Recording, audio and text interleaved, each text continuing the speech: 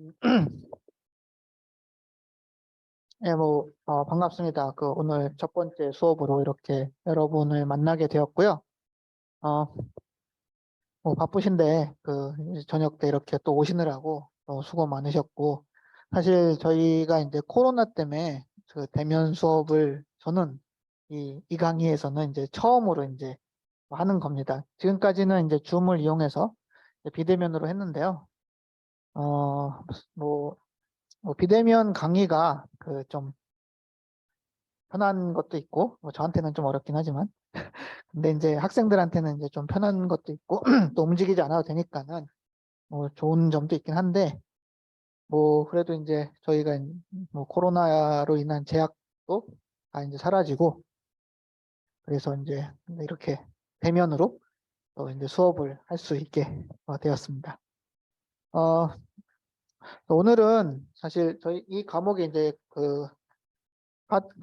Secure Hardware Architecture, 그러니까는 보안 하드웨어 구조라는 이제 제목을 가지고서 이제 제가 이제 이 과목을 이제 가르치게 되었는데요. 사실 이 과목에서는 제가 이제 좀 생각을 하는 것은 하드웨어, 그러니까는 우리가 이제 컴퓨터에서 이제 하드웨어라고 하면은 보통 이제 프로세서나 이제 메모리 등의 어떤 그런 컴포넌트들을 이제 이야기를 하죠. 근데 컴퓨터 시스템에서 하드웨어의 보안 취약점으로 인한 그런 사이드 채널, 우리가 이제 부채널이라고 부르는 그런 사이드 채널과 그 다음에 그런 취약점들에 대해서 이제 배우려고 하고 있고요. 이제 그러다 보니까는 사실 우리가 이제 취약점을 이제 알려면은 아무래도 이제 하드웨어의 구조에 대해서, 그러니까 실제로 이제 공격이 이루어지는 그런 필드를 알아야 되잖아요. 그 어택 서피스라고 이제 보통 이야기를 하는데, 그 하드웨어 구조에 대해서 우선은 저희가 또 배우고, 그 다음에 그 구조의 특성을 이용한 공격들, 그 다음에 이제 취약점들에 대해서 이제 배우고자 합니다. 약간 이제 이 과목은 이제 소프트웨어적이기보다는, 물론 이제 소프트웨어적으로 이제 패치를 통해서 우리가 이제 그런 공격을 이제 막을 수 있긴 하지만은, 기본적으로는 이런 공격들, 보안 공격들이 이제 하드웨어를 통해서 이제 이루어지기 때문에, 기본적으로는 하드웨어에 오리엔티드 된 그런 강의라고 이제 보시면 되겠습니다. 오늘은 그래서 간단하게 이런 이 과목에 대해서 이제 소개를 드리고요. 그리고 그 다음에 이제 컴퓨터 시스템에 대한 그런 간략한 역사와 그런 기본적인 이제 동작 방법, 방식에 대해서 좀 이야기를 하도록 하겠습니다. 줌으로 하다가 이렇게 좀 하니까는 좀 어색하긴 하네요. 예, 그리고 사실 저는 이제 학부나 이제 대학원 수업은 다 영어로 이제 하다 보니까는, 예, 좀 어색하긴 합니다. 예, 사실 한국어 수업이 더 편하긴 한데요. 근데 오랜만에 하니까는 어색하네요. 안 되지?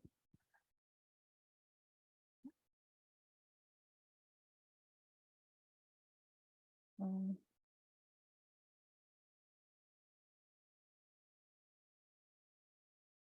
예. 네, 그래서 이제 이 과목에 대해서 이제 제가 좀 설명을 드릴 거고요. 이제 과목을 이제 배우는 목적, 예, 보시면 알겠지만, 이 줌으로 이제, 저안 켜졌네요. 어쨌든, 여기를 보시면 되겠습니다. 이 과목의 이제 목적을 보면은, 이제 최근에 이제 하드웨어 구조 보안 취약점을 이용한 그런 보안 공격들이 이제 발견이 되었고요. 그렇기 때문에 이 과목에서는 하드웨어의 구조적 취약점을 이용한 보안 공격의 특성에 대해서 이제 우선은 배우려고 합니다. 그런데 이제 이런 공격들이 앞에서 말했듯이 하드웨어 구조를 이용을 하기 때문에 우리가 이제 하드웨어 구조에 대해서 이해를 해야 되고요. 그리고 이제 그런 이해를 바탕으로 공격이 어떤 식으로 이루어지는지에 대해서 이제 배우도록 하겠습니다. 그리고 이제 공격이 이루어지는 통로를 우리가 보통 이제 사이드 채널, 부채널이라고 이제 이야기를 하는데, 그 하드웨어에 존재하는 그런 여러 가지 이제 부채널에 대해서 이제 배워보고요. 그 다음에 어떻게 하면 이제 막을 수 있을 것이냐, 이게 하드웨어적인 이제 방법에 대해서 또 이야기를 해보도록 하겠습니다. 과목에서 이제 제가 좀 커버를 하려고 하는 거는 여기 이제 우리가 이제 vulnerability라고 하는 구조적 취약점, 그 다음에 사이드 채널, 그 채널에 대해서 이제 여기서 이제 이야기를 하려고 하고 있고요. 그 다음에 이제 그런 보안 공격이 이루어지는 그 보안 공격에 대해서 어떻게 하면은 우리가 이제 막을 수 있을 것이냐, 그런 디펜스 어프로치에 대해서 이야기를 하도록 하겠습니다. 그 다음에 이제 우선은 이 과목의 이제 전반부에서는 그런데 이제 여러분들이 이 보안 공격을 이해를 하려면은 역시나 하드웨어 구조에 대한 이해가 필요합니다. 그래서 이제 하드웨어 구조에 대해서 제가 리뷰를 하려고 합니다. 저번 학기에 이제 하다 보니까는 거의 이제 중간고사까지는 저희가 이제 하드웨어 구조에 대해서 리뷰하는 그런 시간이 좀 길었고요. 이게 왜냐하면은 이런 보안 공격을 이제 이해를 하기 위해서는 우리가 이제 보통 이제 out of order processing, 그러니까는 순차 진행이 아닌 비순차적 그 실행을 적용이 된 그런 프로세서에 대해서 우리가 알고 있어야 됩니다. 사실은 그 최근에 이제 발견된 그런 보안 공격들은 그 우리가 이제 프로세서에서 이제 쓰이는 그런 out of order processing, 그 다음에 이제 speculative execution, 뭐 speculative execution은 이 speculative라는 단어를 한국어로 이제 번역하면은 투기예요, 투기. 투기라는 게 사실은 뭔가 이제 뭐 안 좋은 지금 우리가 안 좋은 느낌으로 이제 쓰긴 하지만 투기라는 게 사실은 아주 적은 거를 이제 투자를 해가지고 많은 이득을 이제 바라보겠다. 이게 이제 투기잖아요. 근데 이제 그래서 스페큘레이션은 사실은 투기라는 그런 뜻이 있습니다. 근데 이게 이제 컴퓨터 하드웨어에 이제 적용이 된다라고 하면은 사실 뭐 투기라는 그런 뜻보다는 예측적 실행.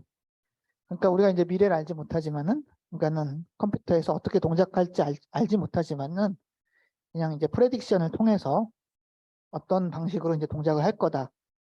그렇게 이제 예측을 해서 실행을 하는 구조가 있습니다. 그래서 지금 발견된 그런 보안 공격들은 우리가 이제 프로세서에서 이제 사용이 되는 out of order processing하고 speculative execution을 이제 이용을 해가지고 공격이 이루어집니다. 근데 이제 이것이 보통 우리가 이제 학부에서 배우는 뭐 파이프라이닝, 뭐 파이프라인드 아키텍처를 사용하는 게 아니라 보통 이제 대학원에서 배우는 이제 out of order processing을 이제 사용을 하기 때문에 제가 이제 그 구조에 대해서 조금은 자세하게 설명을 드려야 되는 이유가 있어가지고 전반부는 이제 프로세서 구조에 대해서 제가 이제 좀 설명을 드리려고 합니다. 그리고 이제 또 보안 공격이 이루어지는 또 장소가 아무래도 메모리예요. 뭐 데이터들이 다 메모리에 이제 저장이 되기 때문에 어쩔 수 없이 그 메모리 혹은 그 프로세서 내부에 있는 캐시를 통해서 그 보안 공격이 이제 이루어집니다. 뭐 그렇기 때문에 우리는 이제 프로세서 구조, 뭐 메모리 하이라키, 메모리 계층 구조를 포함을 한 그런 프로세서 구조에 대해서 좀 이해를 하셔야만 이런 보안 공격의 메커니즘에 대해서 또 이해를 할 수가 있습니다. 예. 그래서 그런 리뷰가 이제 좀 들어가게 되겠고요.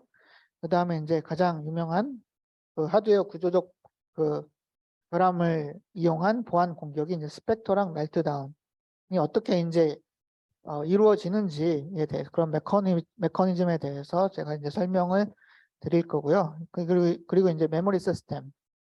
우리가 이제 보통 이제 주 메모리 혹은 캐시에서 이제 이루어지는 그런 보안적인 이슈에 대해서 이제 설명을 드리려고 합니다. 예, 그래서 이제 최종적인 목표는 시큐어 아키텍처 디자인이 어떻게 이제 이루어지는지에 대해서 이해하는 것이 이제 최종적인 목표가 되겠습니다. 사실 텍스트북이 있긴 한데 이 텍스트북이 한국에서 구하기는 좀 어려울 거고요. 근데 이제 제가 이제 이 과목에서는 제가 이제 슬라이드 노트를 이제 미리 이제 웬만하면은 미리 제공을 해 드릴 거고요. 그래서 제가 이제 설명하는 것과 그 슬라이드 노트를 이용해서 또 이해를 하시면은 될 것 같습니다. 사실 요 책은 뭐 여러 가지 이제 페이퍼라든지 이런 것들을 다 모아둔 책이기 때문에 뭐 그게 이제 쉬운 책은 아닌데요. 이 책에 있는 내용들을 제가 좀 이제 추려가지고 또 그 렉처 슬라이드로 만들어서 이렇게 좀 제공을 하겠습니다. 그래서 사실은 뭐 말씀드렸듯이 이 과목은 컴퓨터 구조에 대한 그런 사전 지식이 필요해요. 그래서 이제 학부 과목 여기 이제 그 뒤에 있는 학수 번호는 이제 고려대학교에서 쓰는 학수 번호이긴 한데요. 그 학부에서 이제 배우는 이제 컴퓨터 구조 그게 이제 COSE이고요.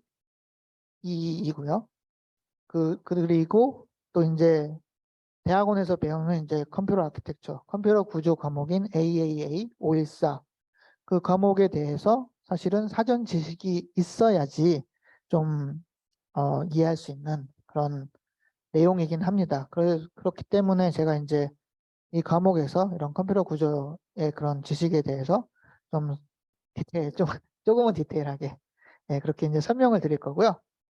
여기서 중요한 거는 이제 아웃 오브 오더 프로세서예요. 지금 AAA 514 밑에 이제 아웃 오브 오더 프로세서라고 이제 있는데요.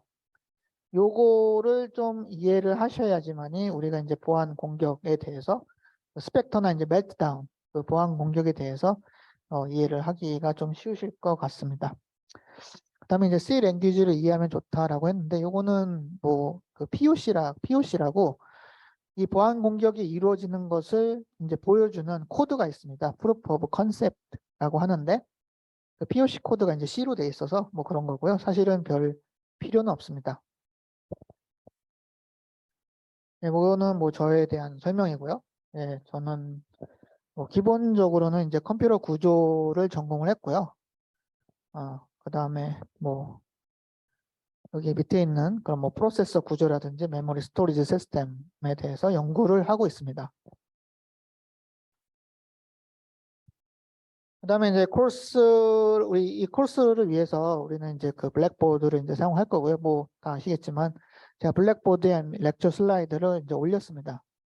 그래서 이제 그 블랙보드는 뭐 사실 그 이런 뭐 클래스 매니지먼트, 그 클래스를 관리하기 위해서 이제 쓰는 툴인데요. 그 사실은 이제 저는 이제 블랙보드는 이제 렉처 슬라이드 올리는 용도로만 이제 보통 쓰고 있고요. 피아자라는 이 툴을 이제 쓰고 있는데 뭐 거의 안 쓰시더라고요. 그 사실 피아자에서 뭐 여러 가지 질문도 올릴 수 있고 그다음에 제가 거기에 대한 답도 올릴 수 있고 하는 그런 툴이긴 한데 뭐 잘 정리가 돼 있고요. 또 클래스 매니지먼트 하기에 뭐 좋은 툴인데 거의 안 쓰셔서 뭐 질문이 있으면 뭐 저한테 그냥 메일로 주셔도 되고요. 직접 메일을 하셔도 되고 여기 메일 어드레스 있으니까는 요 메일을 통해서 직접 주셔도 되고 뭐 그렇습니다.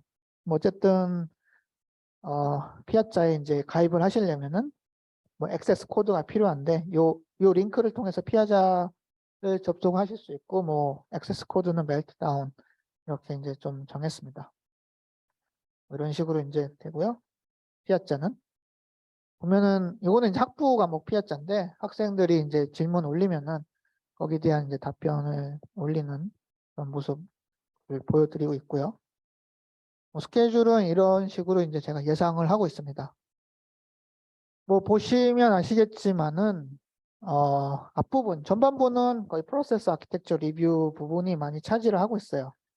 그 제가 이제 처음부터 이제 기초부터 이제 싱글 사이클 프로세서부터 시작을 해가지고 아웃 오브 오더 엑스큐션까지 설명을 드리려고 하고 있고요.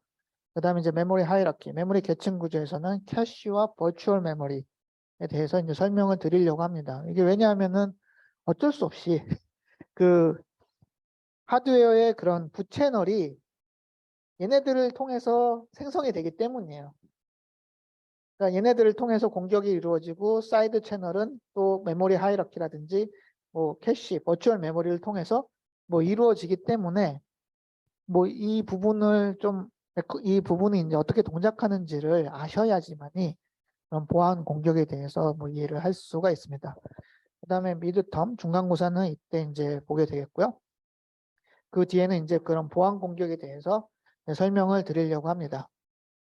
이렇게 이제 진행이 되고 그 파이널 에그잼이 아마 제일 마지막 주에 이제 볼 거고요. 그 다음에 이제 시험은 뭐 저희가 이제 이 저녁 시간 이 시간을 통해서 수업 시간 중에 이제 시험을 보도록 하겠습니다. 예, 요건 이제 저 수업에 대한 이제 설명이고요. 또 질문이 있나요?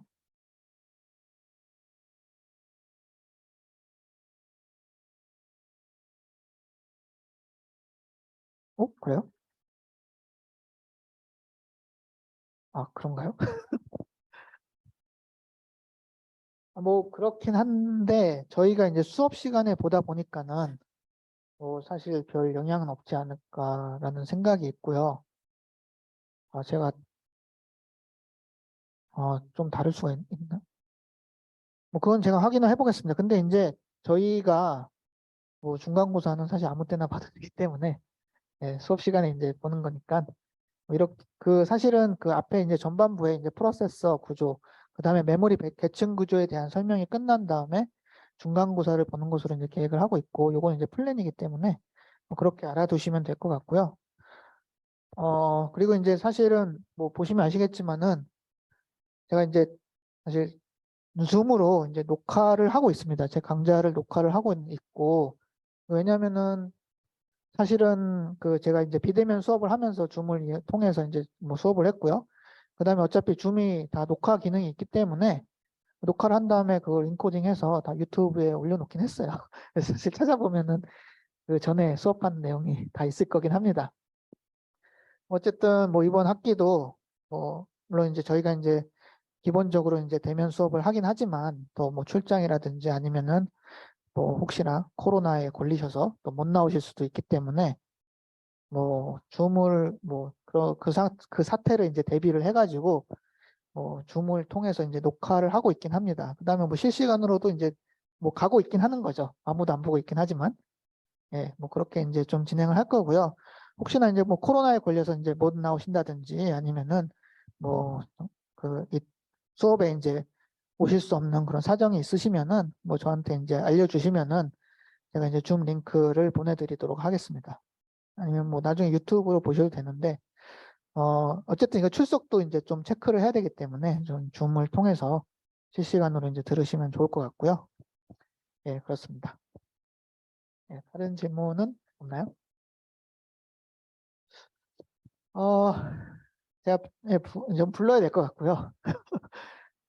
사실 그 학부 같은 경우에는 그 학생들이 많기 때문에 제가 이제 그 블랙보드를 이용해서 셀프 체크를 하게 했는데 뭐 여기는 그렇게 이제 음, 학생 수가 그렇게 많지는 않기 때문에 좀 빨리 부르고 뭐 하든지 뭐 그런 거를 생각을 하고 있습니다. 근데 이제 저희가 지금은 그 수강 정정 기간이기 때문에 어차피 이제 출석부가 픽스가 안 돼가지고 지금은 이제 어차피 체크를 안 하고요.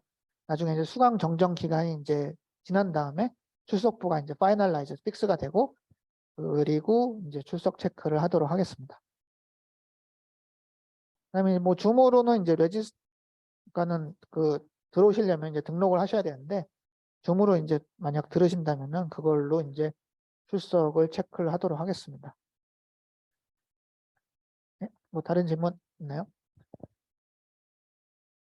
네, 과목에 대한 설명은 이것으로 마치도록 하겠고요. 뭐 오늘은 첫 시간이라서 뭐 끝나도 되긴 한데 그래서 좀 아쉬우니까는 그 우리가 이제 컴퓨터, 그러니까 Secure Architecture, 그러니까 보안 구조라고 이제 보통 이야기를 하는데 이 보안 구조라는 게 사실은 우리가 이제 보통 말하는 그런 컴퓨터 구조랑 많이 연관이 돼 있어요.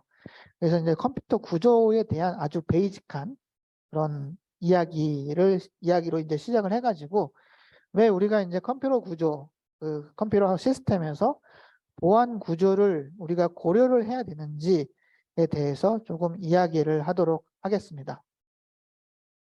예, 이것이 이제 today's goal이고요. 어, 예, 예, 사실 요 그림은 이제 우리가 이제 컴퓨터가 뭐냐, 그를 이제 사실 보여주는 그런 그림인데요. 사실 제가 이제 학부 수업 할 때, 학부 컴퓨터 구조를 할 때, 사실 컴퓨터가 무엇이냐 항상 물어봅니다. 학생들한테.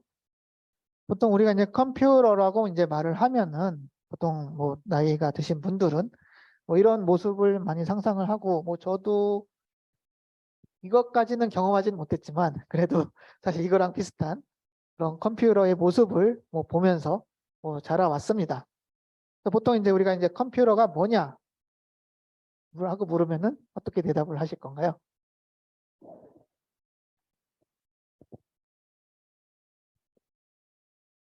네, 컴퓨터의 정의, 뭐 사전 찾아보면 나와 있긴 하겠지만은 뭐 어떤 머신을 어떤 기계를 우리가 이제 컴퓨터라고 부르느냐 이런 거는 이제 좀 다른 의미를 가지고 있을 것 같아요.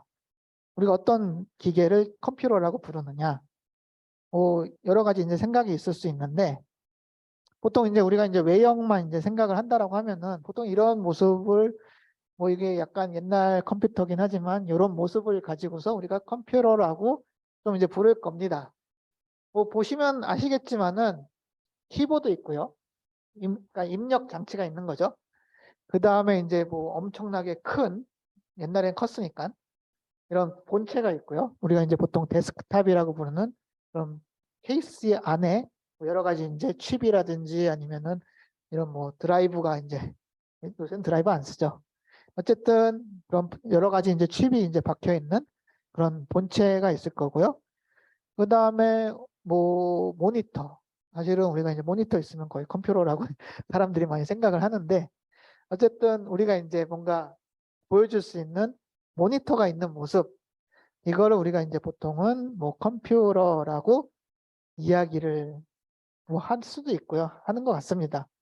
뭐 제가 쓰는 이 랩탑만 보더라도 뭐 키보드 있고 여기 모습처럼 이제 키보드 있고요. 인풋. 그러니까 뭔가 입력할 수 있는 키보드가 있고 그 다음에 이제 속에서 이제 프로세서 CPU가 있죠. 사실은 중앙 처리 장치. CPU가 뭔가 이제 막 돌아가지고 내가 이제 이 키보드를 치면은 뭔가 이제 막 돌아서 그 키보드를 친 거를 막 표시를 해주는 스크린이 있고 아웃풋 디바이스죠. 뭐 이런 거를 이제 우리가 이제 보통은 이제 생각을 하고 뭐 그래서 이제 컴퓨터라고 하면은 이런 모습으로 이제 상상을 하는데요. 예, 이렇게 이제 좀 생각을 하죠. 근데 이제 사실은 뭐 잘 아시겠지만은 우리가 쓰는 뭐 스마트폰 이것도 이제 우리가 컴퓨터라고 뭐 이야기를 할 수 있고 사실 뭐 스마트폰 그 자체가 이제 컴퓨터입니다. 그 다음에 뭐 어차피 뭐 터치 스크린이 있고 CPU 있고 뭐 키보드는 없지만은 어차피 우리가 터치를 하면은 다 입력이 되는 거기 때문에 우리가 그 컴퓨터라고 할 수 있고요. 그리고 이제 사실은 뭐 우리가 이제 보통 제가 이제 쓰는 뭐 스마트워치라든지 아니면은 사실 뭐 세탁기 요새는 세탁기도 굉장히 스마트하죠. 뭐 스마트 세탁기, 뭐 냉장고, 뭐 사실 이런 것들도 뭐 엄밀히 말하면은 속에 이제 CPU가 이제 들어가 있기 때문에 우리가 보통 뭐 컴퓨터라고 부르진 않지만 그래도 이제 컴퓨터라고 이제 또 부를 수 있는 그런 성질의 이제 디바이스가 되었습니다. 그럼 과연 이제 컴퓨터라는 게 무엇이냐? 사실 좀 생각을 해볼 수가 있는데요. 왜 CPU가 들어가면은 다 컴퓨터인가? 뭐 그렇게 생각을 할 수도 있겠고요. 예. 그래서 컴퓨터가 이제 어떻게 이제 시작을 했는지를 한번 좀 살펴보도록 하겠습니다. 사실은 뭐 여러 가지 이제 그런 고전적인 그러니까 고전적인 어떤 기계나 뭐 자동차나 아니면은 이런 뭐 디바이스에 비해서는 컴퓨터의 역사는 뭐 그렇게 길지는 않습니다. 뭐 최초의 컴퓨터가 보통 우리가 이제 ENIAC이라고 부르는 것을 이제 우리가 이제 최초의 컴퓨터라고 보통 이야기를 하고 있는데 보통 뭐 ENIAC이 이제 좀 뭐 처음에 이제 뭐 발명 아니면 이제 만들어진 것은 1950년대 혹은 1960년대 또 이렇게 이제 이야기를 하고 있고요. 그것을 이제 우리가 이제 최초의 컴퓨터다라고 보통은 이야기를 하고 있습니다. 왜 그러면은 그 전에 이제 발견된 뭐 계산기라든지 뭐 파스칼이 계산기 막 해가지고 뭐 계산 파스칼도 만들었고 뭐 그다음에 이제 베비지라는 사람이 이렇게 막 기어 같은 거 돌려가지고 계산할 수 있는 기계도 만들었고요. 뭐 그런 것들도 있는데 굳이 왜 애니악 이런 뭔가 이제 다른 특성을 가진 굳이 이제 애니악을 가지고서 왜 우리가 이제 최초의 이제 컴퓨터라고 이제 부르느냐라고 하는 것은 얘가 가지고 있는 독특한 특징이 있어서 그래요. 이게 뭘까요? 뭐 여기서 이제 가장 특징은 하드웨어와 이제 소프트웨어라고 이제 보시면 되겠습니다. 결국에는 컴퓨터라는 것은 뭐 하드웨어는 그냥 우리가 이제 만들 수 있는 어떤 뭐 계산기도 하드웨어가 될 수도 있고요. 그 다음에 이제 그 아까도 말했듯이 뭐 베비지의 어떤 계산 기계 뭐 이런 것들도 다 하드웨어는 될 수가 있습니다. 근데 우리가 이제 걔네들을 컴퓨터라고 이제 부르지 않는 이유는 얘네들은 소프트웨어가 없어요. 근데 이제 소프트웨어는 그럼 도대체 뭐냐? 뭐 하드웨어가 아닌 건 소프트웨어잖아요. 눈에 안 보이면 소프트웨어라고 이제 우리가 보통 할 수 있는데 소프트웨어가 도대체 뭐길래 소프트웨어를 가지고 있으면은 우리가 컴퓨터라고 부르고 그렇지 않으면은 그냥 기계라고 부르는지 좀 생각을 할 수 있겠는데요. 결국 중요한 거는 인스트럭션. 그러니까는 하드웨어가 인스트럭션을 받아서 하드웨어 열심히 돈 다음에 뭔가 리절트를 만들어내는 그런 기계가 있다라고 하면은 우리가 이제 그런 기계를 컴퓨터라고 합니다. 컴퓨터라고 하는데 이 인스트럭션즈잖아요. 하나 인스트럭션이 아니라 여러 가지 인스트럭션을 말을 하는 거죠. 예를 들어 플러스, 마이너스, 멀티플라이, 그다음에 나누기.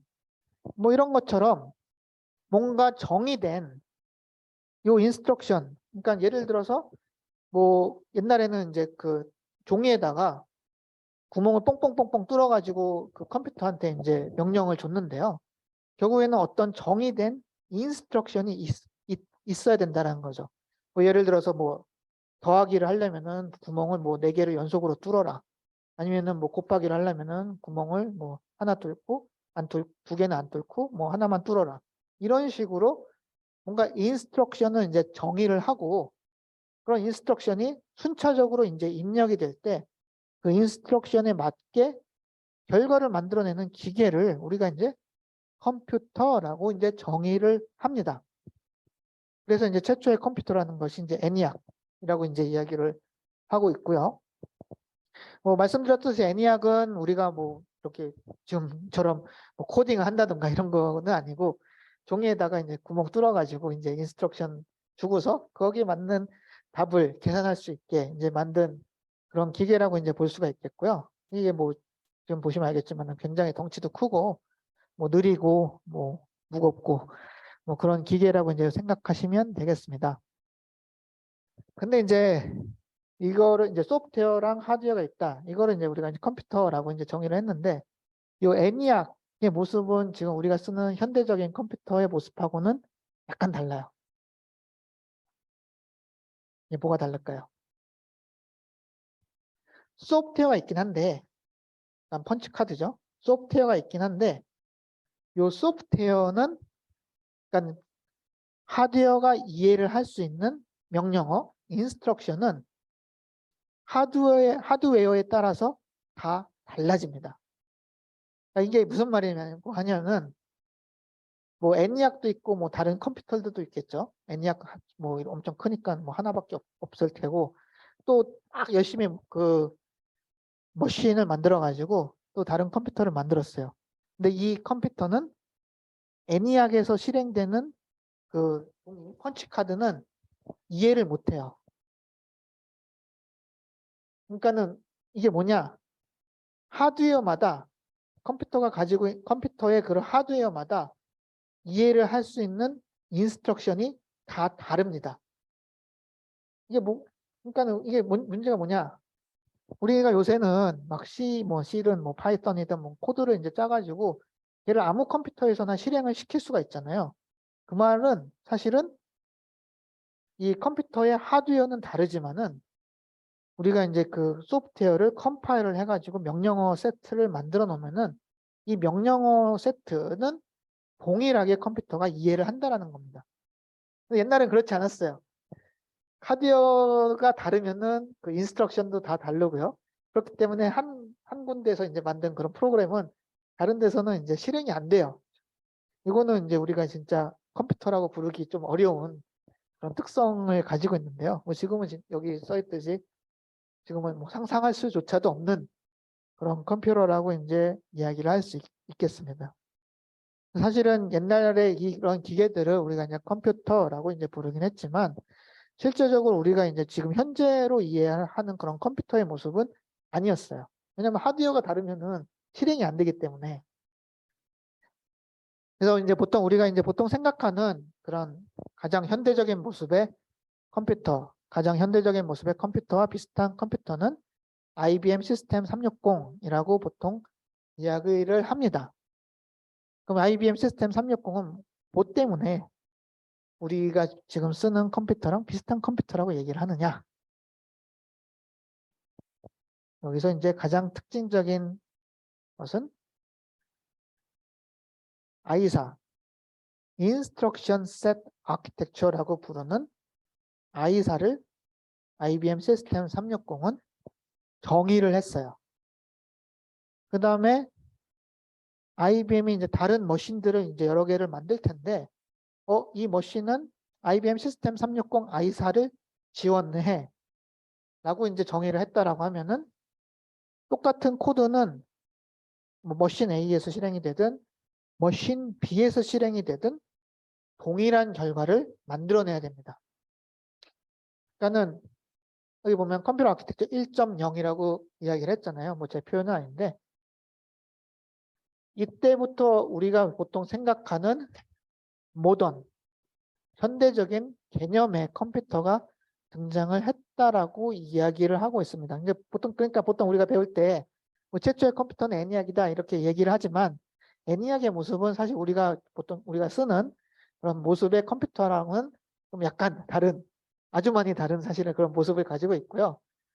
우리가 이제 보통의 그 컴퓨터라고 말을 할 때 이런 컴퓨터의 특징을 가지고 있는 컴퓨터는 IBM 시스템 360이라고 이제 이야기를 할 수 있겠고요. IBM 시스템 360은 얘를 가지고 있어요. Instruction Set Architecture. 그 다음에 이제 제가 말했을 때 또 특징적인 거 하나가 동일한 인스트럭션이 하드웨어로 들어가면은 동일한 결과를 만들어내야 돼요. 이게 인스트럭션 셋 아키텍처가 정의를 하고 있는 겁니다. 그러니까는 코드가 있잖아요. 그러니까 이거는 뭐 우리가 생각할 때는 아주 당연한 건데 처음에는 당연하지 않았다는 거죠. 그러니까는 동일한 인스트럭션의 집합, 요게 이제 우리가 보통 코드라고 얘기를 할 텐데요. 아니면 뭐 소프트웨어라고 이제 얘기를 할 텐데 동일한 코드의 집합이 들어가게 되면은 머신이 뭐 머신 A든 머신 B든 뭐 머신 C든 여러 가지 머신이 있는데 이 머신들은 IBM 시스템 360 ISA를 지원을 해 라고 딱 도장이 찍혀 있으면은 뭐 얘가 빠르게 나오든 느리게 나오든 동일한 결과를 만들어내야 돼요. 이게 컴퓨터예요. 그러니까 컴퓨터의 정의는 뭐냐? 우리가 이제 보통 이제 컴퓨터라고 말을 했을 때는 얘가 있어야 됩니다. 우리가 이제 보통 현대적인 그런 개념의 이제 컴퓨터라고 했을 때 컴퓨터는 인스트럭션 셋 아키텍처를 정의를 하고 있어야 돼요. 인스트럭션 셋 아키텍처에는 어떤 인스트럭션이 어떤 인풋을 받으면은 아웃풋이 어떻게 나온다라고 딱 정의가 되어 있는 문서예요. 그리고 이제 컴퓨터 하드웨어는 그 인스트럭션 셋 아키텍처에 정의가 된 대로 설계를 하면 됩니다. 예를 들어서 이런 명령어가 있다라고 이제 가정을 하죠.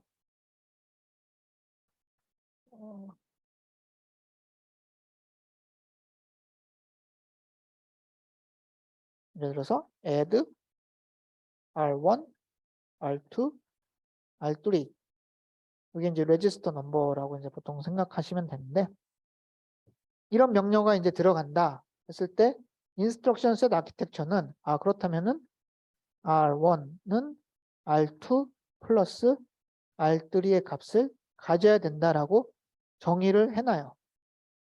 그러면은 뭐 머신 A든 머신 B든 머신 C든 요 인스트럭션이 들어오게 되면은 얘를 수행을 해야 됩니다. 뭐 예를 들어서 R2 플러스 R3 플러스 1을 한다고 하면은 얘는 이제 다른 결과를 만들어내는 거죠. 얘는 이제 보통 우리가 이제 현대적인 개념으로 봤을 때는 컴퓨터라고 부르기가 어려운 그런 이제 머신이라고 이제 생각을 하면 되겠고요. 현대적인 개념에는 인스트럭션 셋 아키텍처가 정의가 되어 있고 그 인스트럭션 셋 아키텍처에 정의가 된 대로 인스트럭션이 들어오면은 그 정의가 된 대로 아웃풋을 만들어내는 기계, 그거를 우리가 이제 보통 컴퓨터라고 이야기를 할 수가 있습니다. 그러니까 이게 이제 컴퓨터의 사실 정의예요. 그러니까 가장 중요한 특징이 요 ISA가 되겠고요. 요 ISA에 정의된 대로 인스트럭션이 들어가게 되면은 역시나 이제 정의 ISA에 정의가 된 대로 아웃풋을 만들어내는 기계. 얘가 이제 컴퓨터입니다. 근데 ISA는 그러면 어떤 것을 정의를 하고 있느냐? ISA는 약간 이제 소프트웨어적인 특징을 가지고 있어요. 이렇게 제가 말을 하는 이유는 뭔가요? 소프트웨어적인 특징이 도대체 뭐길래? 소프트웨어는 사실은 인풋하고 아웃풋만 고려를 합니다. 그러니까 제가 이제 아까 그 예시를 들었을 때 add R1, R2, R3 이렇게 돼 있잖아요. 얘의 정의는 R1은 R2 플러스 R3다. 이렇게 이제 정의를 했다라고 이제 하고 있잖아요. 결국에는 정의가 된 거는 input. 여기서 이제 input이라고 하면은 R2랑 R3가 되겠죠. 그 다음에 output이라고 하면은 R1이 되겠죠. 얘네들만 정의가 된 거예요. 도대체 뭐가 빠졌을까요? 보통 우리가 이제 우리의 이제 리얼 월드, 그러니까는 이런 소프트웨어가 이제 돌아다니는 그런 판타지 월드가 아니라 그러니까 리얼 월드에서 생각한다라고 하면은 어떤 한 개념이 빠져 있습니다. 그래서 제가 이제 인스트럭션 셋 아키텍처는 소프트웨어적인 특징을 가지고 있다라고 이야기를 했어요.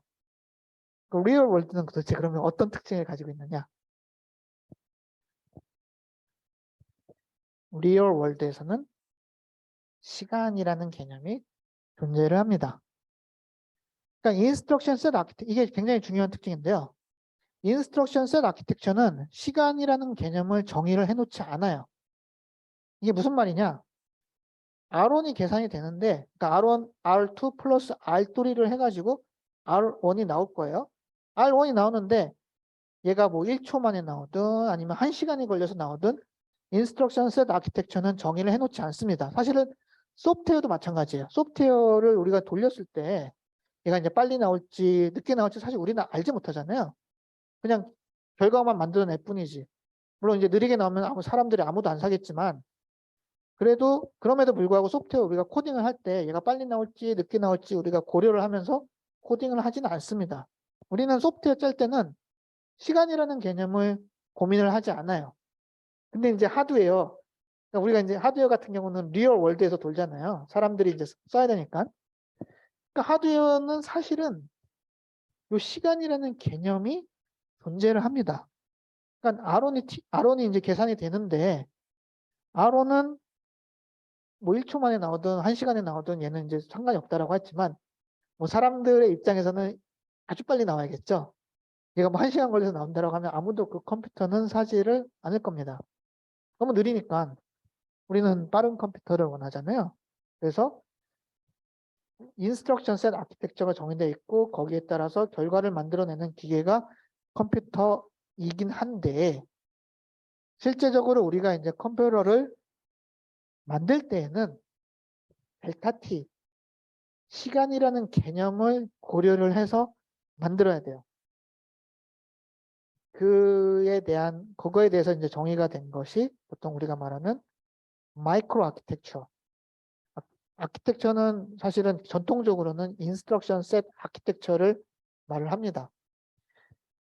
근데 하드웨어를 우리가 어떻게 설계를 할 거냐, 하드웨어를 어떤 식으로 더 빠르게 만들 거냐, 이런 부분들은 사실은 이런 부분에 대해서 연구하는 그 에어리어가 마이크로 아키텍처라고 이제 얘기를 할 수가 있습니다. 여기서 중요한 거는 타임이에요, 타임. execution time. 그러니까는 뭐 하드웨어가 A가 있고 하드웨어가 이제 B가 있는데 사실은 얘는 똑같은 ISA를 지원을 해요. 그러니까는 뭐 예를 들어서 x86 명령어를 지원을 한다. 라고 이제 정의를 해보죠. 근데 얘는 똑같은 명령어를 얘는 1초 만에 아웃풋을 만들어내고 얘는 10초 만에 아웃풋을 만들어냅니다. 이 A랑 B는 설계에 있어서는 아무런 문제가 없어요. 컴퓨터라고 우리가 부를 수 있어요. 그렇지만은 커스터머 입장에서는 얘는 안 사겠죠. 너무 느리니까.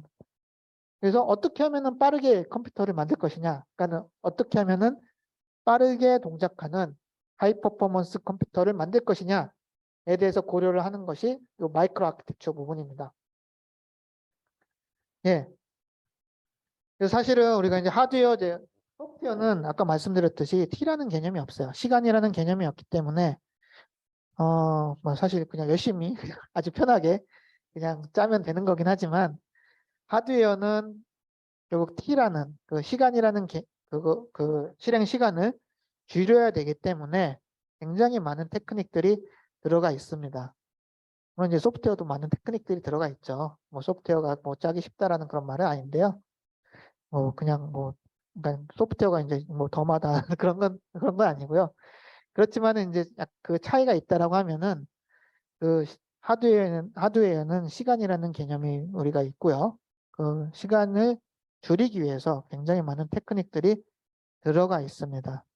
근데 이 테크닉들은 소프트웨어에는 사실은 보이지 않아요. 왜냐면은 인스트럭션 셀 아키텍처는 인풋과 결과, 인풋과 아웃풋만 중요하지 속에서 어떤 식으로 이제 돌아가는지에 대해서는 뭐 빠르면 좋지만 그것은 우리가 알 바 아니야라고 이야기를 하고 있습니다.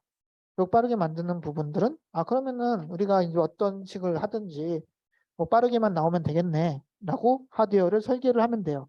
물론 이제 아웃풋이 정확하게 나와야죠.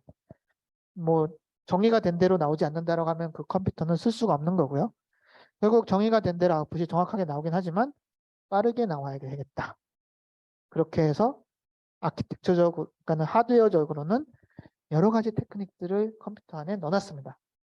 얘네들이 이제 그런 테크닉들이 되겠고요. 물론 이 모든 테크닉들이 다 퍼포먼스, 성능에 대한 테크닉들은 아니긴 하지만 이 결국에는 컴퓨터 하드웨어는 성능을 높이기 위해서 발전을 해왔어요. 뭐 옛날하고 비교했을 때 요새 컴퓨터 진짜 빠르잖아요. 뭐 옛날 그 애니악이나 뭐 이런 뭐 덩치도 크고 하지만 요새는 아주 작은 컴퓨터가 그 굉장히 빠른 연산을 수행하죠. 뭐 우스갯소리로 뭐 똑같은 그러니까는 옛날에는 굉장히 느린 컴퓨터로 우리가 이제 달에 갈 수 있는 그런 기술을 만들었는데 요새는 그것보다 훨씬 빠른 컴퓨터를 우리는 앵그리버드를 하고 있다. 뭐 이런 식의 이야기를 하고 있는데 결국 그런 하드웨어 엔지니어들의 노력에 의해서 우리는 이제 빠르고 조그만 컴퓨터를 쓸 수 있고요. 그 컴퓨터를 만들기 위해서 이런 기법들이 이제 들어갑니다. 제가 이거를 좀 설명을 드리는 이유는 요 시간이라는 개념 때문에 그래요. 소프트웨어적인 입장에서는 시간을 고려를 하지 않기 때문에 시간차에 대해서 얘가 이제 빨리 나오든 늦게 나오든 상관을 하지 않아요. 그렇지만 보안적인 입장에서는 우리가 시간차를 이용을 해가지고 뭔가 그런 시크릿 데이터를 읽어낼 수 있습니다. 그거는 우리가 그 이유는 하드웨어 자체가 우리 리얼 월드에서 돌기 때문에 어떤 그런 데이터의 차이에 따라서 시간이라는 차이를 만들어낼 수 있기 때문이에요. 어차피 이 델타 T라는 거가 정의가 안 돼 있기 때문에 우리가 뭐 소프트웨어적으로 나는 진짜 보안적으로 완벽한 소프트웨어를 만들어내겠어 라고 하면서 엄청난 소프트웨어를 만들었다고 가정을 한다라고 하더라도 소프트웨어 자체에는 시간이라는 개념이 없고 근데 이 시간이라는 개념을 통해서 우리가 시크릿 데이터를 읽어낼 수 있다라고 한다면은 사실 소프트웨어적으로는 막아낼 수 있는 방법이 없는 거예요. 아무리 완벽한 소프트웨어를 만들어도 이 시간이라는 개념이 정의가 안 돼 있기 때문에 우리가 그런 소프트웨어로 보안적으로 완벽한 컴퓨터를 만들 수가 없는 거죠.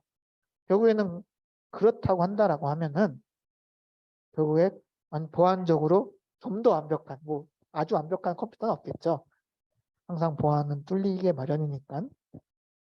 그렇지만은 뭐 보안적으로 이제 시큐어한 그런 컴퓨터를 만들기 위해서는 하드웨어적으로도 우리가 들여다봐야 된다라고 이야기를 하고 있는 겁니다. 그러려면은 약간 그런 차이를 좀 알아 놓으시면은 그런 개념을 좀 알아 놓으시면은 많이 도움이 될 거라고 이제 생각을 합니다. 예. 그래서 이제 프로세서를 이제 만들 때 어떻게 하면 이제 빠르게 만들 거냐 이런 기법들을 이제 보통 쓰는데요. 캐시. 우리 이제 그 프로세서 안에 캐시가 들어있죠. 뭐 잘 아시겠지만은 캐시라는 거는 사실은 뭐 소프트웨어적으로 역시나 보이지 않고요. 그렇지만은 우리가 이제 캐시에다가 자주 쓰는 데이터를 이제 넣어놔서 이 데이터를 빠르게 계산을 할 수가 있습니다.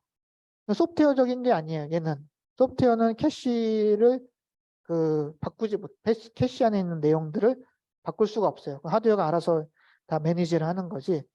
그렇지만 우리가 이제 캐시라는 걸 써가지고 좀 더 이제 빠르게 이제 프로세서를 이제 만들 수가 있고요. 파이프라인도 역시나 이제 그런 기법 중에 하나죠. 파이프라이닝 스테이지를 여러 개를 만들어 놔가지고 클락 프리퀀시를 높일 수가 있고요. 왜냐하면은 각각의 그 스테이지마다 그 동작하는 시간을 우리가 이제 줄일 수가 있기 때문에 파이프라이닝이라는 그런 기법들도 이제 사용을 했고요. 프리딕션 역시나 이것도 이제 중요한 기법인데요. 프리딕션이라는 기법을 통해서 또한 컴퓨터가 엄청나게 빨라졌습니다. 이 프리딕션이라는 거는 뭐냐? 우리가 보통 이제 if, else 이런 거 많이 쓰잖아요. 뭐 프로그래밍 하다 보면은. 근데 이제 if, else 문을 보면은 이 컨디션에 따라서 우리가 A라는 그런 명령어를 실행을 시킬 수도 있고 아니면 B라는 명령어를 실행을 시킬 수도 있어요. 그러니까 이게 문제가 뭐냐면은 이 컨디션이 결정되기 전까지는 A를 실행할지 B를 실행할지 알 수가 없기 때문에 기다리고 있다가 컨디션이 이제 결정이 될 때까지 기다리고 있다가 결정이 된 다음에 A나 B를 수행을 하는 거예요. 근데 이제 그렇게 되면은 이제 느릴 수가 있기 때문에 얘가 이제 완전히 결정이 되기 전에 우리가 이제 예측을 할 수 있다라고 하면은 그러니까는 굉장히 이제 높은 확률로 예측이 가능해야죠. 높은 확률로 이제 예측이 가능하다라고 했으면은 그 예측된 대로 실행을 하는 거예요. 그게 이제 프레딕션이라는 기법입니다. 역시나 이제 굉장히 중요한 기법이고요. 이거에 따라서 또 보안적인 그런 이슈도 생기게 됩니다. 그 다음에 이제 패러라이징이라든지 아니면은 뭐 인다이렉션, 예를 들어 어드레스 트랜슬레이션 이런 기법들도 역시나 이제 그 프로세서 디자인 안에 이제 들어가 있고요. 그다음에 또 프로세서를 보게 되면은 좀 특이한 예를 들어서 뭐 스퀘어 루트, 그러니까는 요 루트 있죠, 루트 제곱근 뭐 이런 명령어들을 지원을 하는 그런 엑스큐션 엔진도 존재를 합니다. 네, 뭐 이런 식으로 우리는 이제 프로세서 디자인, 더 좋은 프로세서, 그러니까 성능이 높은 프로세서를 만들기 위해서 많이 노력을 해왔고요. 뭐 그렇기 때문에 이런 기법들을 썼다. 네, 이렇게 이제 이야기를 할 수 있고요. 네, 그래서 이제 말씀드렸듯이 그 프로세서 구조에 대해서 이제 거의 이제 이번 학기에 전반부는 제가 이제 설명을 드리게 될 것 같은데 처음에는 싱글 사이클 CPU부터 이제 시작을 합니다. 왜냐면 이제 싱글 사이클 CPU가 가장 이제 간단하고 사실은 소프트웨어 입장에서 보면은 얘나 아니면 좋은 CPU 얘나 사실 똑같아요. 소프트웨어 입장에서 아까 말했듯이 블랙박스가 뭔가 있고 인풋이 들어갔는데 아웃풋이 나오면은 소프트웨어는 다 만족을 하기 때문에 뭐 사실은 가장 그런 인스트럭션 셋 아키텍처의 개념에 맞는 CPU가 싱글 사이클 CPU라고 또 말을 할 수가 있습니다. 문제는 뭐냐? 너무 느려요. 너무 느리고 뭐 그렇기 때문에 쓰기가 어렵습니다. 뭐 느리면 우리 못 쓰잖아요. 네, 어쩔 수 없는 거고요. 뭐 구조는 제일 간단하지만 느리기 때문에 쓸 수가 없어요. 그렇지만은 그런 인스트럭션 셋 아키텍처의 개념을 이해할 때는 뭐 우리가 이제 쓸 수는 있습니다. 그 개념에 완벽하게 사실 모든 컴퓨터가 다 완벽하게 들어맞아야죠. 예. 그 다음에 이제 배우는 것이 이제 파이프라인 구조를 가지고 있는 CPU인데요. 아까 말씀드렸듯이 파이프라인은 그 전체 그 인스트럭션이 실행되는 단계를 여러 단계로 나눈 다음에 각각의 단계를 파이프라이닝 해가지고 순차적으로 실행되는 구조를 가지고 있고요. 얘는 앞에 이제 싱글 사이클 프로세서보다는 CPU보다는 성능이 약적으로 올라갑니다. 왜냐하면은 우리가 이제 더 빠른 클락을 쓸 수 있기 때문이고요. 그러니까 소프트웨어적으로는 요거를 사실 이해를 할 수는 없죠. 아까 말했듯이 빠르다 느리다의 개념은 시간이기 때문에 결국에 그 파이프라이닝으로 가면서 프로세서 구조는 좀 더 복잡해지긴 하지만은 그래도 우리는 성능이 더 발전된 그런 컴퓨터를 이제 쓸 수 있었던 거고요. 예. 그리고 이제 좀 더 이제 어드밴스드한 사실은 현재의 모든 프로세서, 거의 모든 프로세서는 아웃 오브 오더 CPU를 사용합니다. 아웃 오브 오더 구조를 사용을 하고 있고요. 그래서 이제 우리가 이제 그 컴퓨터 구조를 그 학부에서 배울 때는 여기서 이제 사실 끝나는데 실제적으로 거의 모든 프로세서는 아웃 오브 오더 프로세싱을 지원을 합니다. 그래야지만이 성능을 또 높일 수가 있어요. 근데 아웃 오브 오더 프로세싱은 진짜 뭐 파이프라이닝에 비해서는 많이 복잡해요. 네, 많이 복잡하기 때문에 그래도 뭐 사실 이해를 하셔야지 지금 현대 그 보안 공격에 대해서 좀 이해를 하실 수가 있습니다. 근데 뭐 이 구조를 완벽하게 이해를 하시라는 건 아니고요. 그리고 아웃 오브 오더 프로세싱이 뭐냐 정도를 이해를 하시면 좋을 것 같아요. 뭐 하드웨어적으로 완벽하게 이해를 못 하시더라도 아웃 오브 오더 프로세싱에 따라서 어떤 식으로 이제 소프트웨어가 실질적으로 프로세서 내부에서는 실행이 되는지를 좀 이해를 하시면은 좋을 것 같습니다. 예. 그리고 이제 스펙터 멜트다운 사실은 뭐 2018년이니까는 좀 시간이 많이 지났죠. 2018년 그 초에 아마 구글에서 이제 좀 터뜨렸던 그런 이슈인데 스펙트럼 멜트다운은 사실은 멜트다운 같은 경우에는 약간 버그스러운 게 있어가지고요. 멜트다운은 특정 인텔 CPU에서 이제 발견이 되는 보안 취약점이었고요. 스펙터 같은 경우에는 근데 대부분의 CPU에서 문제가 되는 그런 보안 공격이라고 이제 생각하시면 됩니다. 뭐 그렇기 때문에 멜트다운은 지금 해결은 됐어요. 그 멜트다운은 이제 인텔이 최신 인텔 프로세서 같은 경우에는 멜트다운은 해결이 된 상태고요. 근데 스펙터 같은 경우에는 아직 해결이 안 돼 있습니다. 그 이유가 스펙터가 얘를 이용해요. Out of order processing이라는 아주 핵심적인 그런 아키텍처 기술을 이용을 해서 공격을 하기 때문에 스펙터는 아직 해결을 못한 상태입니다. 그래서 그렇다고 이제 그애를 이제 막는 패치를 우리가 뭐 적용한다라고 하면은 엄청나게 또 성능이 떨어지는 문제가 있고요. 뭐 그렇기 때문에 스펙터 같은 경우에는 아직까지 아직 해결은 안 됐다라고 이제 생각을 할 수 있겠습니다. 어쨌든 이 스펙터랑 멜트다운이 처음 이제 발견이 돼서 했을 때는 굉장히 이제 사람들이 뭐 반응이 쇼킹하다라는 그런 반응을 이제 했고요. 왜냐면은 뭐 거의 대부분의 CPU에서 동작을 하고 있고요. 또 이제 그 시크릿 데이터를 뭐 유출하는 거를 뭐 구글이 보여줬기 때문에 이거 도대체 어떻게 해야 되느냐.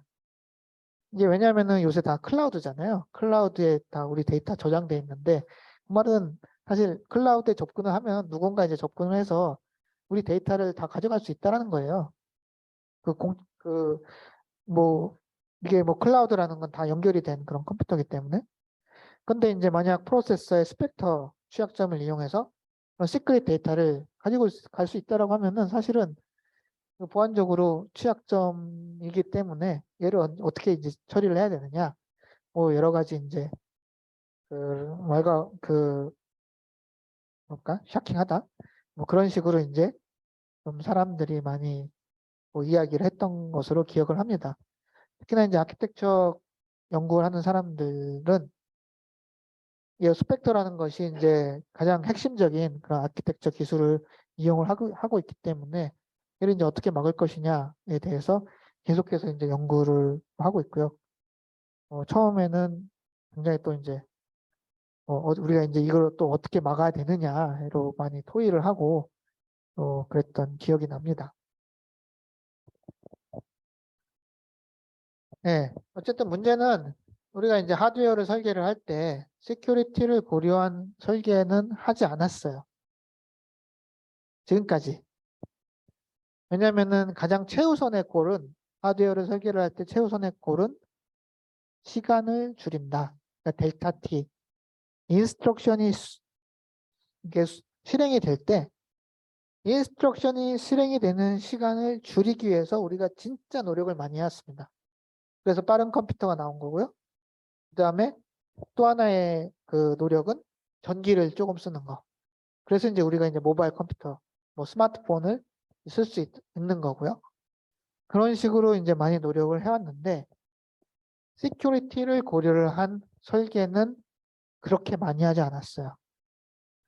물론 이제 그전에도 뭐 인텔이나 AMD에서 뭐 시큐리티를 고려를 한 뭐 인크립션, 디크립션 뭐 이런 것들을 좀 뭐 이야기를 하긴 했지만 실제적으로 이제 가장 기본이 되는 그런 컴퓨터 구조, 프로세서 구조에서는 시큐리티를 고려한 그런 뭐 구조적 설계 이런 부분에 대해서는 고려를 그렇게 하지는 않았습니다. 이게 넘버원 프라이어리티가 아니기 때문에 우리가 이제 그런 고려를 하지 않았고요. 그렇지만은 필요하다라는 거죠. 하드웨어를 설계를 할 때 또 역시나 우리는 보안을 고려를 해서 설계를 해야 된다. 그 다음에 이제 이게 또 중요한 거가 뭐냐면은 예, 요거를 보여드리면은 하드웨어는 사실은 우리가 이제 뭐 소프트웨어 하드웨어가 있다라고 이제 다 아시지만 사실 하드웨어는 소프트웨어의 밑에 있습니다. 이게 뭐냐? 우리가 이제 보통 소프트웨어를 얘기를 할 때도 우리가 이제 소프트웨어도 사실 계층 구조가 있잖아요. 노멀 어플리케이션이 있고요. 그 다음에 이 노멀 어플리케이션은 오퍼레이팅 시스템, 우리가 OS라고 부르는 오퍼레이팅 시스템 위에서 돌아가고 있고요. 그 다음에 요새는 이제 오퍼레이팅 시스템도 그 하이퍼바이저, 우리 이제 버추얼 머신을 이제 많이 쓰기 때문에 사실은 버추얼 머신 혹은 하이퍼바이저 위에서 돌아갈 때가 많이 있습니다. 그리고 소프트웨어라는 거는 소프트웨어 자체도 계층 구조를 가지고 있어요. 이게 왜 문제가 되느냐? 보통 이제 우리가 이제 어떤 어플리케이션 혹은 소프트웨어를 제작할 때는 요 하나의 계층 구조에 집중을 해서 그 만들게 됩니다. 사실 뭐 우리가 뭐 노멀한 뭐 게임 어플리케이션 만든다 했을 때 우리가 뭐 오퍼레이팅 시스템을 고려를 해가지고 게임을 만들지는 않잖아요. 오퍼레이팅 시스템은 완벽하게 동작을 한다라는 그런 가정 위에서 우리는 어플리케이션을 만들죠. 이게 그 보안 개념에서도 마찬가지예요. 우리가 이제 보안적으로 완벽한 소프트웨어를 만들겠다. 그래서 앱을 만들 수가 있어요. 보안적으로 완벽한 소프트웨어. 근데 이 앱은 오퍼레이팅 시스템 위에서 돌아가죠. 근데 이제 문제는 뭐냐? 만약 오퍼레이팅 시스템이 unsecured다. 그러니까는 보안적으로 완벽하지 않다라고 하면은 우리는 보안적으로 완벽한 앱을 만들었음에도 불구하고 보안적으로 완벽하지 않은 오퍼레이팅 시스템 때문에 데이터가 유출될 수가 있습니다. 이거 어쩔 수 없죠. 왜냐하면은 앱은 OS 위에서 돌아가는 건데 OS가 불안전해요. 그러니까는 데이터는 OS를 통해서 나갈 수가 있어요. 이건 하이퍼바이저도 마찬가지예요. OS가 뭐 클라우드에서는 하이퍼바이저, 버추얼 머신 위에서 돌아가는데 버추얼 머신이 보안적으로 완벽하지 않다라고 하면은 OS가 아무리 보안적으로 완벽하다라고 하더라도 이 버추얼 머신을 통해서 데이터가 유출이 된다. 그 밑에 뭐가 있나요? 하드웨어가 있어요. 그러니까는 우리가 이제 소프트웨어적으로 완벽한 소프트웨어를 만들었다고 하더라도 하드웨어 자체가 보안적으로 문제가 있다라고 하면은 우리는 보안적으로 완벽한 시스템을 만들 수가 없습니다. 하드웨어가 가장 밑에 있기 때문에. 근데 지금까지는 근데 소프트웨어를 설계를 할 때 하드웨어는 문제가 없다라고 가정을 하고 설계를 했어요. 근데 그 어쩔 수 없는 게 소프트웨어를 설계를 하는 사람은 하드웨어를 고려를 해서 설계를 하지 않아요. 어쩔 수 없죠. 하드웨어는 완벽하게 돌아간다라는 가정 하에서 우리는 소프트웨어를 만들기 때문에 뭐 하드웨어의 어떤 보안적 이슈나 아니면 하드웨어의 어떤 취약점에 대해서 고려를 하면서 소프트웨어를 만들 수가 없습니다. 뭐 그거 고려한다고 해서 뭐 해결이 되는 것도 아니고요. 그래서 이제 지금까지는 모든 하드웨어 컴포넌트는 보안적으로 완벽하다라는 가정 하에서 결국 어떻게 하면 우리가 좀 더 보안적으로 완벽한 소프트웨어를 만들 것이냐라고 이제 설계를 해왔는데 실제로는 그렇지 않다라는 거죠. 하드웨어 자체로도 데이터가 빠져나갈 수 있는 구멍이 굉장히 많이 있고요. 특히나 이제 뭐 실제로는 이런 공격도 가능합니다. 좀 황당하다고 생각할 수도 있는데 컴퓨터를 돌릴 때 우리가 전원을 끄면은 사실은 그 D램에 있는 데이터는 다 날아가잖아요. 근데 이제 걔를 아주 차갑게 만들면은 데이터가 남아 있어요. 그거 그냥 아주 차갑게 만든 다음에 D램 슬랍 빼가지고 다시 읽어버리면은 데이터를 탈출할 수가 있는 거예요. 그건 소프트웨어적으로 막을 수가 없는 거죠. 뭐 아예 그런 굉장히 이제 피지컬한 공격부터 이제 시작을 해가지고 또 이제 사이드 채널을 이용한 그런 공격까지. 얘네들은 다 하드웨어의 특성을 이용한 그런 공격이라고 이제 볼 수가 있겠고요. 결국에는 우리가 이제 하드웨어적으로 보안을 고려하지 않는다라고 하면은 전체 시스템 자체의 보안이 무너지는 그런 거를 생각을 할 수가 있겠습니다. 네, 그래서 이제 제가 좀 말씀드리는 것은 하드웨어 보안이 중요하다. 네, 그렇게 이제 말씀을 드리는 거고요. 그 하드웨어가 가장 밑에 있기 때문에 우리는 하드웨어 보안도 고려해야 된다라는 겁니다. 근데 이제 솔직히 말하면은 사실은 대부분의 보안 사고들은 뭐 소프트웨어, 하드웨어 문제가 아니라 사람 때문에 발생하죠. 어쩔 수 없이 뭐 암호가 유출된다거나 아니면은 뭐 이상한 데이터가 유출됐다 했을 때 솔직히 말하면은 가장 큰 문제는 사람입니다. 사람이 그 뭐 데이터를 자기 실수로 뭐 유출을 시킨다든지 아니면은 뭐 어드민 암호가 실수로 이제 또 뭐 해커한테 들어간다든지 사실은 거의 그런 게 대부분이긴 해요. 뭐 그럼에도 불구하고 우리가 이제 그런 보안에 신경을 써야 되는 이유는 사람의 실수가 없을 때, 그러니까 사람의 실수를 이용하지 않는 공격이 한다라고 하면은 그런 공격에 대해서 우리가 또 원천적으로 막기 위해서 노력을 해야 되기 때문이죠. 사실 보안이라는 개념을 사실 저도 그렇게 좋아하진 않는데요. 왜냐하면은 굉장히 이제 고려를 할 게 많고요. 또 복잡하고요. 또 보안을 고려를 하다 보면은 코스트가 막 진짜 막 이렇게 올라가요. 근데 저는 이제 하드웨어 가이니까 코스트를 낮추기 위해서 엄청나게 노력을 하는 그런 사람인데 뭐 보안 하면은 막 코스트가 막 올라가고 하니까는 별로 좋지는 않습니다. 그리고 결국에는 나쁜 사람을 막는 거잖아요. 나쁜 사람이 왜 있어가지고 이런 고생을 하게 하는 건지 막 그런 생각도 들긴 하지만 뭐 어쨌든 뭐 전쟁이든 우리가 이제 뭐 그런 뭐 국방이든 이런 것들이 이제 좀 필요한 이유가 어쨌든 이게 악이라고 하더라도 결국 필수적인 그런 거기 때문에 뭐 소프트웨어 보안이든 하드웨어 보안이든 우리가 이제 열심히 또 연구를 하고 또 거기에 대해서 또 배워야 되고 뭐 그런 분야라고 이제 생각이 들고요. 뭐, 물론 이제 가장 문제는 사람이긴 하지만 뭐 사람이 문제가 없을 때 우리가 그 컴퓨터 시스템에서 어떻게 이제 보안적으로 좀 더 완벽한, 그러니까는 완벽한 건 없죠. 퍼펙트한 건 없겠지만은 그래도 보안적으로 이 보안 성능이 높은 그런 시스템을 어떻게 하면 만들 수 있을 것이냐에 대해서 이제 좀 배워보려고 합니다. 예, 그렇게 이제 생각을 하시면 되겠고요. 예, 뭐 사실 생각 뭐, 뭐 제가 이제 한 학기 동안 이제 가르치는데 사실 뭐 어떤 부분은 좀 어려울 수도 있습니다.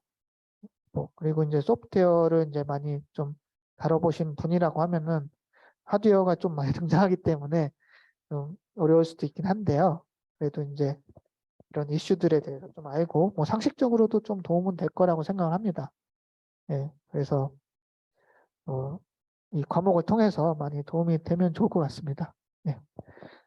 그러면은 오늘은 뭐 인트로덕션적인 그런 시간이기 때문에 뭐 여기서 마치도록 하고요.